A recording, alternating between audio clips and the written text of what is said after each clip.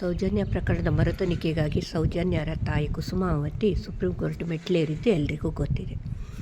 ಇವತ್ತು supreme court ಆ ಅರ್ಜಿಯನ್ನು ವಿಚಾರಣೆಗೆ ಅಂಗೀಕರಿಸಿದೆ. ಮಾತ್ರ ಅಲ್ಲ, ಅದನ್ನು ರಾಜ್ಯ ಸರ್ಕಾರ ಮತ್ತು CBIಗೆ ಉತ್ತರ ಕೊಡುವಂತೆ ನೋಟಿಸ್ ಕೂಡ ಜಾರಿ ಮಾಡಿದೆ. ಬಹುಶಃ ನಮಗೆಲ್ರಿಗೂ ಗೊತ್ತಿದೆ, ದಶಕಗಳಿಂದ ಧರ್ಮಸ್ಥಳ ವ್ಯಾಪ್ತಿಯಲ್ಲಿ ನಡೆದ ಮಹಿಳೆಯರ ಅಸಹಜ ಸಾವು, ಕೊಲೆ, ಅತ್ಯಾಚಾರಕ್ಕೆ ಇವತ್ತಿನವರೆಗೂ ನ್ಯಾಯ ಸಿಕ್ಕಿಲ್ಲ. ಈ ನ್ಯಾಯಕ್ಕಾಗಿ ಸಾಕಷ್ಟು ಸಂಘಟನೆಗಳು ಇಡೀ ರಾಷ್ಟ್ರ ಮಟ್ಟದಲ್ಲಿ ಹೋರಾಟ ಮಾಡ್ತಲೇ ಬಂದಿದೆ, ಒತ್ತಡವೂ ತಂದಿದೆ. ಬಹುಶಃ ಇದರ ಭಾಗವಾಗಿಯೇ ಮಹಿಳಾ ಆಯೋಗದ ಅಧ್ಯಕ್ಷರು ಈ ಎಲ್ಲ ಮಹಿಳೆಯರ ಪರವಾಗಿ ಬೆನ್ನೆಲುಬಾಗಿ ನಿಂತು ಈ ಮಹಿಳೆಯರಿಗೆ ಯಾರು ಈ ಅಸಹಜ ಸಾವುಗಳಾಗಿದೆ, ಈ ಕುಟುಂಬಸ್ಥರಿಗೆ, ಈ ಮನೆಯವರಿಗೆ, ಒಟ್ಟಾರೆಯಾಗಿ ಮಹಿಳೆಯರಿಗೆ ನ್ಯಾಯ ಸಿಗಲೇಬೇಕು ಅನ್ನೋ ಕಾರಣಕ್ಕೆ ಸರ್ಕಾರದ ಮೇಲೆ ಒತ್ತಡ ತಂದು SIT ರಚನೆ ಆಗಿದ್ದು ನಮಗೆಲ್ರಿಗೂ ಗೊತ್ತು. ಓಹೋ, ಇನ್ನೇನು SIT ಬಂತು, ನ್ಯಾಯ ಸಿಕ್ಕೇ ಬಿಡ್ತು ಎಲ್ಲ ಮಹಿಳೆಯರ ಅಸಹಜ ಸಾವುಗಳಿಗೆ ಅಂತ ನಾವು ಅಂದ್ಕೊಂಡಾಗ ಅಲ್ಲೂ ಏನೋ ಒಂದು ಅನುಮಾನ ಬರೋದೇ ಇಲ್ಲ, ಯಾವುದೇ ನ್ಯಾಯದ ಪರವಾದ ವರದಿಗಳು ಬರ್ತಾನೇ ಇಲ್ಲ ಅಂತ ಅಂದ್ಕೊಳ್ಳೋ ಹೊತ್ತಿಗೆ ನಮಗೆ ಇನ್ನೇನು ಮಧ್ಯಂತರ ವರದಿ ಮುಚ್ಚಿದ ಲಕೋಟೆಯಲ್ಲಿ ಸರ್ಕಾರಕ್ಕೆ ಕೊಟ್ಬಿಟ್ಟಿದ್ದಾರೆ, ಅದು ಇನ್ನೇನು ಹೊರಗೆ ಬರ್ತದೆ ಅಂತ ನಾವು ಅನ್ಕೋತಾ ಭಾಳ ಒಂಥರ ಏನೋ ಖುಷಿ ಪಡುವಂಥ ವಿಚಾರವೇ ಅಲ್ಲದೆ ಹೋದರೂ ನ್ಯಾಯ ಸಿಗ್ತದಲ್ಲ ಅನ್ನೋ ಒಂದು ಸಂತಸ ನಮಗೆಲ್ರಿಗೂ ಭರವಸೆ ಇತ್ತು. ಆದರೆ ಆ ಮುಚ್ಚಿದ ಲಕೋಟೆಯಿಂದ ಆ SITಯ ಮಧ್ಯಂತರ ವರದಿ ಹೊರಗೆ ಬರಲೇ ಇಲ್ಲ. ಯಾರು ಎಷ್ಟೇ ಒತ್ತಡ ತಂದರೂ ಅದು ಹೊರಗೆ ಬರಲೇ ಇಲ್ಲ, ಪಬ್ಲಿಕ್ ಡೊಮೇನಿಗೆ ಬರಲಿಲ್ಲ. ನಮಗೆ ಅದರಲ್ಲಿ ಏನಿದೆ ಅಂತಾನೂ ಗೊತ್ತಿಲ್ಲ. ಹಾಗಾಗಿ ಒಂಥರ ನ್ಯಾಯ ಮರೀಚಿಕೆಯಾಗಿ ಹೋಯ್ತೇನೋ ಅನ್ನಿಸ್ಲಿಕ್ಕೆ ಶುರುವಾಯಿತು.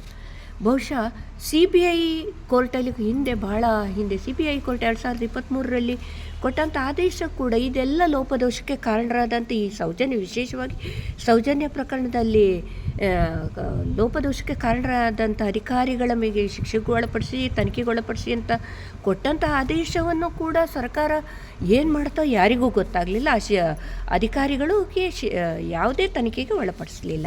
ಇದೆಲ್ಲವೂ ಕೂಡ ಬಹುಶಃ ಧರ್ಮಸ್ಥಳದ ಅಸಹಜ ಸಾವುಗಳ ಹಿಂದೆ ಯಾರ್ದೋ ಕೈವಾಡ, ಸರ್ಕಾರದ ಮೇಲೆ ಒತ್ತಡ ಇದೆ ಅಂತ ಎಲ್ಲ ಈ ನಾಗರಿಕರಿಗೂ ಅನ್ನಿಸ್ಲಿಕ್ಕೆ ಶುರುವಾಗಿತ್ತು. ವಿಶೇಷವಾಗಿ ಮಹಿಳೆಯರಂತೂ ಬಹುಶಃ ಇದನ್ನು ಬಹುಶಃ ಗ್ಯಾರಂಟಿಗಳೊಂದೇ ಬಲಪಡಿಸೋದಲ್ಲ, ಮಹಿಳೆಯರನ್ನು ಇಂಥ ಶೋಷಣೆಗೆ ಒಳಪಟ್ಟಾಗ ಅವ್ರ ಪರವಾಗಿ ಸರ್ಕಾರ ಯಾವ ಪ್ರಭುತ್ವ ನಿಲ್ಲಬೇಕಾಗಿತ್ತು ಅದು ನಿಲ್ಲೋದೇ ಇಲ್ವೇನಂತ ಅನ್ನಿಸೋಷ್ಟರ ಮಟ್ಟಿಗೆ ಎಲ್ರಿಗೂ ನಿರಾಶೆ ಬರಲಿಕ್ಕೆ ಶುರುವಾಗಿತ್ತು. ಆದರೆ ಇವತ್ತು ನಡೆದಂಥ ಒಂದು ವಿದ್ಯಮಾನ ಬಹುಶಃ ಇವತ್ತು ರಾಜ್ಯ ಸರ್ಕಾರ ಉತ್ತರ ಕೊಡಲೇಬೇಕು. SIT ವರದಿಯನ್ನು ಮುಂದೆ ಇಡಲೇಬೇಕು. ನಾನು ಹೀಗೆ ಮಾಡಿದ್ದೀನಿ ಅಂತ ಆ ವರದಿ ಪಬ್ಲಿಕ್ ಡೊಮೇನಿಗೆ ಬರಲೇಬೇಕಾಗ್ತದೆ. ಬಹುಶಃ ಆ ಕಾರಣಕ್ಕೂ ಕೂಡ ರಾಜ್ಯ ಸರ್ಕಾರ ಇನ್ನಾದರೂ ತನ್ನ ಆತ್ಮಾವಲೋಕನ ಮಾಡಿಕೊಂಡು, ಇಲ್ಲ ಮಹಿಳೆಯರಿಗೆ ಈ ಸೌಜನ್ಯ ಪ್ರಕರಣದ ಮೂಲಕ ನ್ಯಾಯದ ಪರವಾಗಿ ನಾನು ನಿಲ್ತೇನೆ ಅನ್ನುವಂಥ ಸಂದೇಶವನ್ನು ಇಡೀ ರಾಜ್ಯಕ್ಕೆ ಮಾತ್ರ ಅಲ್ಲ, ದೇಶಕ್ಕೆ ವಿಶೇಷವಾಗಿ ಮಹಿಳೆಯರಿಗೆ ಕೊಡಲೇಬೇಕು. ಈ ಸಂದೇಶವನ್ನು ಕೊಡಲಿಕ್ಕೆ ಒಂದು ಸದಾವಕಾಶ ಇದೆ.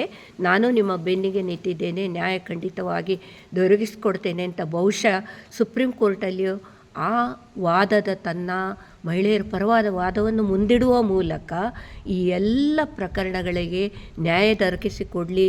ಖಂಡಿತ ರಾಜ್ಯ ಸರ್ಕಾರ ಈ ಕೆಲಸ ಮಾಡ್ತದೆ ಅಂತ ನಾನು ಆಶಾವಾದದೊಂದಿಗೆ ಇದ್ದೇನೆ. ಹಾಗಾಗಿ ಇವತ್ತಿನ ವಿದ್ಯಮಾನ ನಮಗೆ ಬಹಳ ದೊಡ್ಡ ಶಕ್ತಿಯಾಗಿ ಹೊರಹೊಮ್ಮಿದೆ ಅಂತ ಹೇಳಲಿಕ್ಕೆ ಇಷ್ಟಪಡ್ತೇನೆ. ಇದು ಇಲ್ಲಿಗೆ ನಿಲ್ಲಬಾರ್ದು, ಇನ್ನಷ್ಟು ಒತ್ತಡ ಸರ್ಕಾರದ ಮೇಲೆ ತರೋಣ ನಾವೆಲ್ಲರೂ ಸೇರಿ.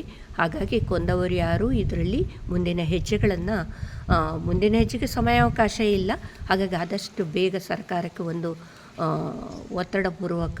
ಒತ್ತಾಯ ತರಲಿಕ್ಕೆ ಒಂದು ಮನವಿ ಮಾಡ್ತೇವೆ. ಮಾತ್ರ ಅಲ್ಲ, ಒತ್ತಡವನ್ನು ತರ್ತೇವೆ ಅಂತ ಹೇಳಲಿಕ್ಕೆ ಇಷ್ಟಪಡ್ತೇವೆ.